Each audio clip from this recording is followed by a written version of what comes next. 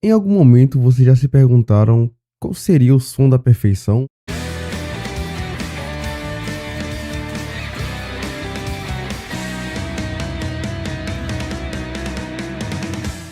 Bem, se esse é o som da perfeição ou não, isso já não sei, mas se não for, eu acho que seria algo bem próximo. Opa, e aí, beleza? No vídeo de hoje eu irei falar sobre Full Metal Alchemist. Mas aí você vem e me pergunta, Sempas, sobre qual Fullmetal você vai falar? Mas calma. Calma, calabreso, calma, calabreso. Basicamente, nós temos dois Fullmetal, que é o Fullmetal Alchemist de 2003 e o Fullmetal Alchemist Brotherhood de 2009. E vamos lá, qual a diferença entre esses dois? Basicamente, a diferença principal entre o Fullmetal Alchemist de 2003 e o Fullmetal Alchemist Brotherhood de 2009 é que o primeiro segue um caminho próprio, criado pelo estúdio, porque na época o mangá ainda não tinha terminado. Então, basicamente, eles começam iguais, só que pelo fato do anime ter acompanhado o mangá e não ter mais uma história pra onde ele seguir, eles criaram meio que uma rota da cabeça deles, tá ligado? Então, de certa parte pra frente, a história muda completamente, tanto os vilões quanto até o final. E já o Brotherhood adapta o mangá fielmente do início ao fim, com um ritmo mais rápido no começo e a trama muito mais conectada, cheia de revelações que realmente fazem parte da história oficial. Em resumo, o de 2003 é uma versão alternativa, enquanto o Brotherhood, que é o que vamos falar hoje, é a história oficial completa.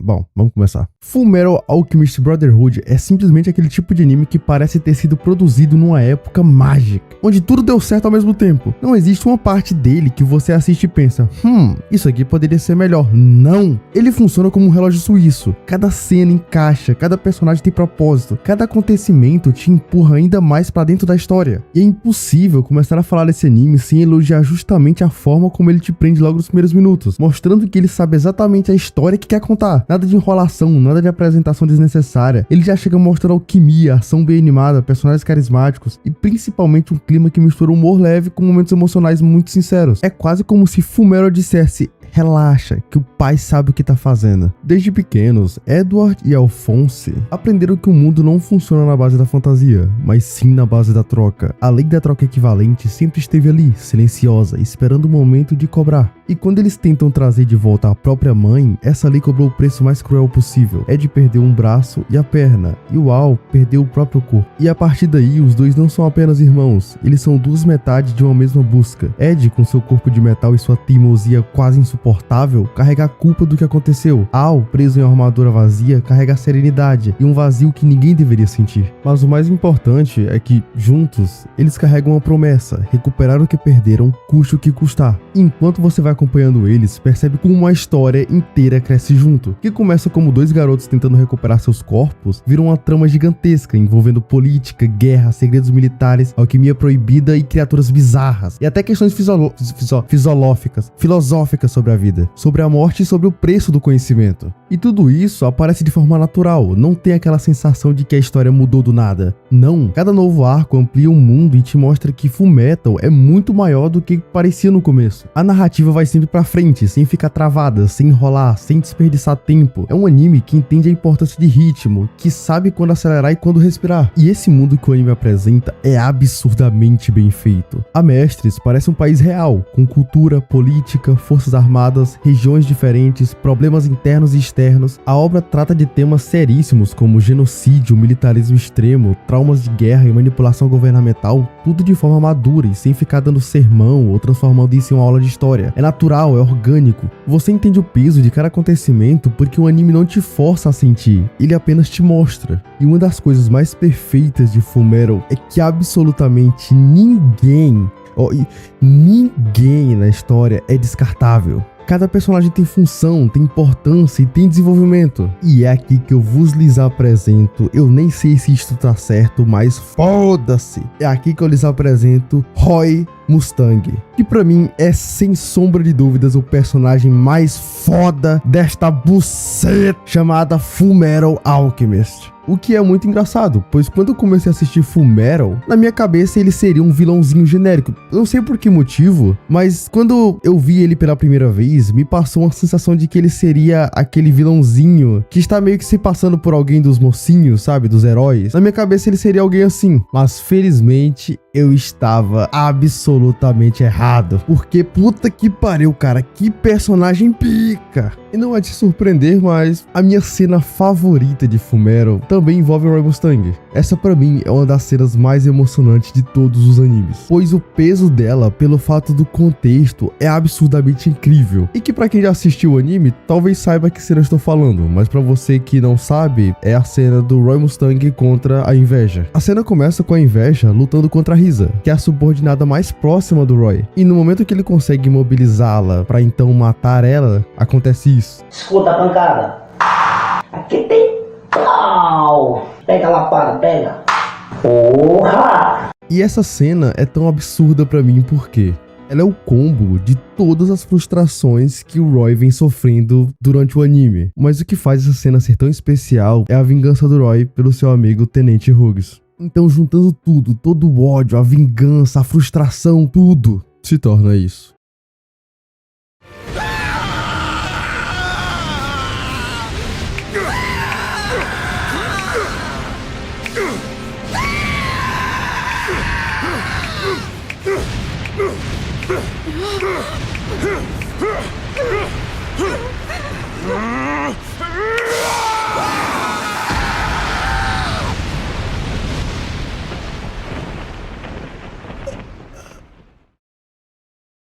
Roy Mustang, se eu fosse mulher, eu te dava a buceta. Jair Bolsonaro, eu só quero a tua rola encaixada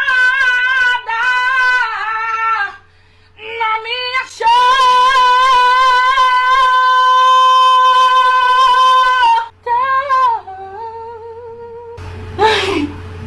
Bom, seguindo a história, temos muitos outros personagens que são absurdamente carismáticos. E a relação deles é outro ponto absurdamente bem trabalhado. Ela não é só um assistente ou interesse amoroso, ela é essencial, ela é forte, é disciplinada, é humana. E forma com o Mustang uma dupla que tem anos de história. E o anime mostra isso com uma elegância absurda. Aí entra o Armstrong, que é simplesmente um ícone. Ele consegue ser engraçado, carismático, gigante, brilhante, literalmente. E ainda assim, extremamente emocional quando precisa ser. E a irmã dele, Oliver Armstrong. Que mulher. Ela é basicamente equivalente a Mereoleona de Black Clover. E se juntar o elenco principal de Boku no Hero todinho, não dá metade da testosterona dessas duas juntas. E além deles, ainda temos personagens como a Windy, que é maravilhosa justamente porque não é reduzida ao papel de par do protagonista. Ela tem sua função na narrativa, tem sua própria vida, seus sentimentos, seus momentos e sua importância real para a jornada do Ed e do Al. Ela representa humanidade, afeto, lar e é uma personagem muito bem construída. E se os personagens e aliados já são perfeitos, os vilões não ficam para trás. Na verdade, os vilões de Fullmetal estão em um nível tão alto que muitos animes até hoje não chegaram nem perto.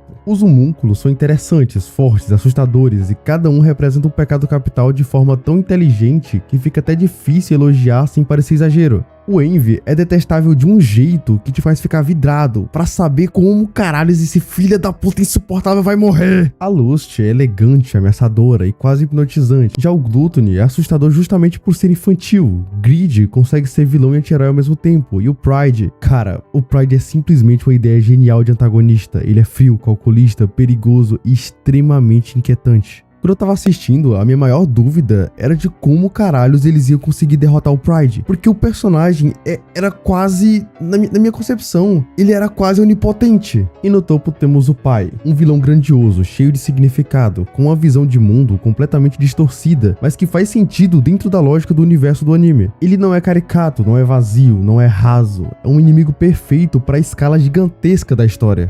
E falando em gigantesco, precisamos elogiar a animação. Fullmetal pode não ser o anime mais moderno tecnicamente, mas ele é constante, ele é bonito o tempo inteiro. Ele tem cenas de luta muito bem coreografadas, cenários detalhados e aquela direção de ação clara, fluida e sempre empolgante. E o mais impressionante é que os momentos realmente importantes recebem um cuidado especial, com quadros mais detalhados, movimentos mais impactantes e uma direção que valoriza o peso emocional da cena. E quando a história começa a caminhar para a reta final, você sente que está assistindo algo realmente especial. Nada parece parece jogado, tudo que foi apresentado lá atrás volta de algum jeito. Cada personagem tem sua função no desenrolar dos eventos, cada sacrifício tem peso, cada vitória é conquistada de verdade. A construção da tensão, a escala do conflito, os diálogos, as reviravoltas, tudo se encaixa como se tivesse sido planejado desde o primeiro minuto. E o mais incrível é porque foi. E o mais lindo da reta final é como ela respeita todos os personagens. O Edward termina a história de um jeito emocionante, coerente e perfeitamente alinhado com o que ele aprendeu na jornada inteira. Alphonse termina o desfecho mais merecido possível, daqueles que te deixam com lágrima nos olhos só de lembrar. Mustang continua evoluindo, enfrentando as consequências e seguindo seu caminho com firmeza. E todo mundo de Fullmetal muda de forma justa, natural e extremamente satisfatória.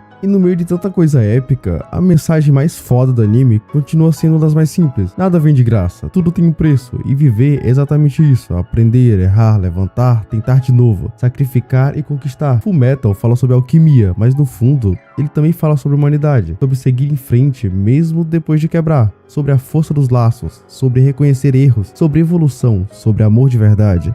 Não um romance artificial, mas um amor que se mostra em atitudes, sacrifícios e escolhas difíceis. E talvez seja por isso que Fullmetal seja considerado por muita gente o anime perfeito, porque ele é completo, ele te faz rir, te faz chorar, te faz pensar, te faz torcer, te faz gritar com a tela e no final te deixa com aquela sensação de que você acabou de assistir algo que vai ficar com você pelo resto da vida. Ele tem ação, drama, humor, política, filosofia, personagens maravilhosos, vilões incríveis e uma das melhores mensagens finais já colocadas em um anime. É uma obra que respeita o público, respeita a inteligência de quem está assistindo e entrega uma história fechada, sem furos, sem enrolações e sem coisas sobrando. E por isso, com toda a justiça do mundo, até hoje é um dos animes mais elogiados, amados e respeitados que existem. E sinceramente, está mais do que certo. Fullmetal Alchemist Brotherhood é uma obra-prima, dessas que aparecem uma vez a cada década e que merecem cada gota de reconhecimento que recebem. Mas em resumo, pra mim, Fullmetal Alchemist Brotherhood é Tão redondinha,